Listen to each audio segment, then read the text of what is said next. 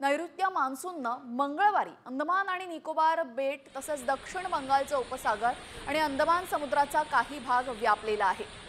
गेल्या 2 दिवसांपासून निकोबार बेटांवर हलका ते मुसळधार पाऊस पडतोय। तसंच पश्चिमेकडील वारे वाहत असून दाट ढग देखील तयार होत आहे। त्यानंतर आता हवामान खात्यानं अंदमानमध्ये मान्सून दाखल झाल्याचं अखेर घोषित केलेलं आहे। दरम्यान 5 जूनला महाराष्ट्रामध्ये कोकण मार्गे पाऊस प्रवेश करेल असा अंदाज हवामान खात्यानं व्यक्त केलेला आहे। 15 जूनपर्यंत पाऊस महाराष्ट्र व्यापेल असं हवामान विभागाकडून सांगण्यात आलेलं आहे। तर आपण पाहूयात आता अंदमान निकोबारमध्ये मान्सून पोहोचलेला आहे। त्यानंतर 1 जून रोजी केरळमध्ये पोहोचेल, 5 जून रोजी दक्षिण कोकणामध्ये आणि 15 जूनपर्यंत अवघा महाराष्ट्र मान्सून व्यापून टाकणार आहे। त्यामुळे शेतकऱ्यांसाठी ही आनंदाची बातमी आहे। मान्सूनचा जर बघाल तर आज अंदमानमध्ये मान्सून दाखल झालेला आहे।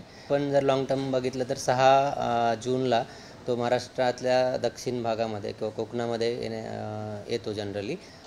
मान्सूनचा जर पाऊस बघाल तर यावर्षी पहिल्या टप्प्याचा फोरकास्ट आपण एप्रिलमध्ये दिला होता आणि त्यामध्ये असं सांगितलं गेलं आहे की सरासरीचा तो 105% असणार आहे। म्हणजेच यावर्षीचा पाऊस जो आहे तो सरासरीपेक्षा जास्त असणार आहे।